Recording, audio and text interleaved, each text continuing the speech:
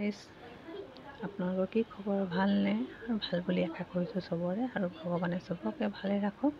আজি মই আকৌ নতুন এটা ব্লগ লৈ আহিছোঁ আপোনালোকৰ ওচৰলৈ। মোৰ চেনেলত আপোনালোকৰ বহুত বহুত স্বাগতম। আজি ভিডিঅ'টো আৰম্ভ কৰিব লৈছোঁ। তো গাইজ, আজি মই মাছ বনাব লৈছোঁ। এয়া ৰঙা ৰঙা ধুনীয়াকৈ ভাজিছোঁ মাছখিনি। তো কি মাছ হয় এইখিনি আৰু কেনেকৈ বনাইছোঁ বলক চাওঁ। ভিডিঅ'টো এতিয়া আৰম্ভণি কৰোঁ। এইখিনি হৈছে ভাঙন মাছ, আৰু মই বাচিব বহিছোঁ। এতিয়া মাছ বাচিব মোক বহুত দিগদাৰ লাগে গাইজ, কিন্তু তথাপিও মই আনিছিলোঁ, বাচিব লাগিব। এতিয়া সৰু মাছ মোক বাচিবলৈ বহুত টান লাগে আৰু বহুত দেৰি লাগে, সেইটো কাৰণে মই বেয়া পাওঁ। কিন্তু মাছখিনি বহুত ধুনীয়া। বজাৰত গৈছিলে, তাজা তাজা মাছ পাই লৈ আহিছে। 1 কেজি মাছতকৈ বেছি আছে, কিন্তু এই মাছখিনি বাচিবলৈ মোক কিমান টাইম লাগিব। তথাপিও মই এটা এটাকৈ বাচি কিনে আদায় কৰিলোঁ আৰু ভালকৈ ধুই লৈছোঁ মাছখিনি। ধুনীয়াকৈ ধুই তাৰপিছত মই ইয়াত হালধি নিমখ সানি কিনে ৰঙাকৈ ফ্ৰাই কৰিম।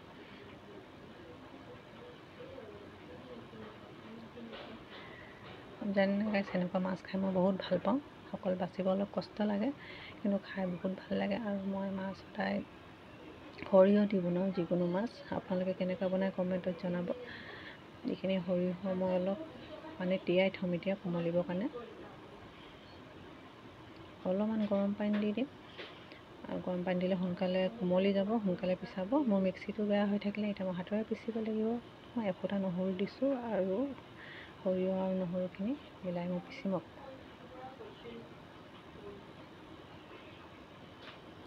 এইখিনি মই গৰম পানী ঢালি দি কিনে অলপ দেৰি থৈ দিম, আৰু এতিয়া মই মাছখিনি ভাজি ল'ম।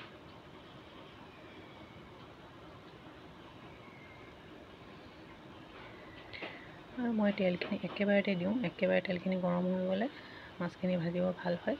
নহ'লে আকৌ তেল কম হৈ যোৱাৰ পিছত আকৌ আপুনি মাজত তেল ঢালিব হ'লে তেলখিনি গৰম হ'ব টাইম লাগে, তো মাছখিনি ভজাত দেৰি হৈ যায়। সেইটো কাৰণে একেবাৰে তেল ভাজি মাছ ভাজিলে ভাল। মাছখিনিও ভজা হৈ গ'ল। এতিয়া মই বেলেগ এখন কেৰাহীত পিঁয়াজখিনি ৰঙা কৰি লৈছোঁ, আৰু সৰিয়হ আৰু নহৰু এইখিনি মই পিচি ল'লোঁ। পিঁয়াজখিনি অলপ ৰঙা হৈ গ'লে মই মছলাখিনি দিম। এইখিনি সৰিয়হ আৰু নহৰু, তাৰপিছত জলকীয়া আৰু হালধি আছে, আৰু মই একো নিদিওঁ। সেইখিনি দিয়ে মই তৰকাৰীখিনি বনাম। আৰু লৈছোঁ 2টা আলু। এই আলুকেইটাৰে মই তৰকাৰীখিনি বনাম। আজি বিলাহী নাইকিয়া, আৰু নিদিওঁ মই বিলাহী খাবলৈ মোৰ মানা আছে পেটৰ বিষৰ কাৰণে, তো সেইটো কাৰণে মই বিলাহী নিদিওঁ। বিলাহী গুটিটো কিছুমান বেমাৰৰ কাৰণে বেয়া কৰে, সেইটো কাৰণে মই বিলাহী কম অনা হয়। খাই বহুত ভাল পাওঁ, কিন্তু অলপ কমকৈ আনো আজিকালি। কিডনী পাথৰ থাকিলে বোলে বিলাহী গুটিয়ে বহুত বেয়া কৰে। আপোনালোকে জানে নাই নাজানো, কিন্তু মোক ডক্টৰে কৈছিলে বুলি কৈছোঁ। মছলাখিনি ধুনীয়াকৈ ভাজি ল'লোঁ, আৰু আলুকেইটা মই এতিয়া দি দিম।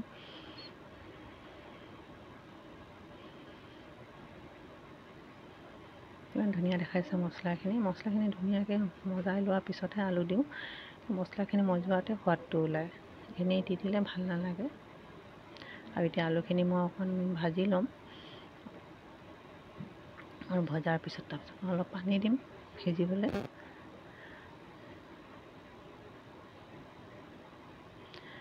মই বহুত দিন ভিডিঅ' বনোৱা নাছিলোঁ, আৰু মোৰ টাইমো নিমিলে, দিগদাৰী হয়। তো আজি বহুত দিনৰ পিছত আপোনালোকৰ লগত ভিডিঅ'টো শ্বেয়াৰ কৰিলোঁ। মাছখিনি আনিছিলে, ভাবিলোঁ বনাওঁ। ৰেচিপি বুলি নহয়, এনেই আৰু ভিডিঅ'টো বনালোঁ, আপোনালোকৰ লগত শ্বেয়াৰ কৰিছোঁ। যদি আপোনালোকে নাজানে তেতিয়াও বনাব পাৰিব।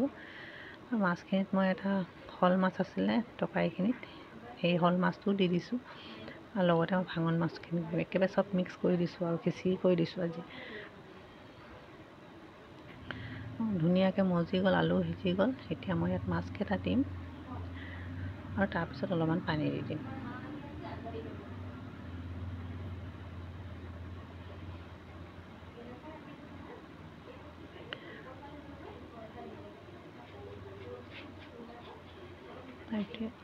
অলপ লৰাই কিনে অকণমান দেৰি ঢাকি থ'ম। ঢাকি থ'লে কি হয়, ধুনীয়াকৈ উতলি যাব, আৰু উতলি যোৱাৰ পিছতে তৰকাৰীখিনি ৰেডি হৈ যাব, আৰু খাবলৈ বহুত সোৱাদ হ'ব। চাওক আপোনালোকে, সৰিয়হ দি মাছ বনালে বহুত সোৱাদ হয়। এবাৰ বনাই চাব আপোনালোকে। মোৰ মাছখিনি ৰেডি হৈ আহিছে, তৰকাৰীখিনি।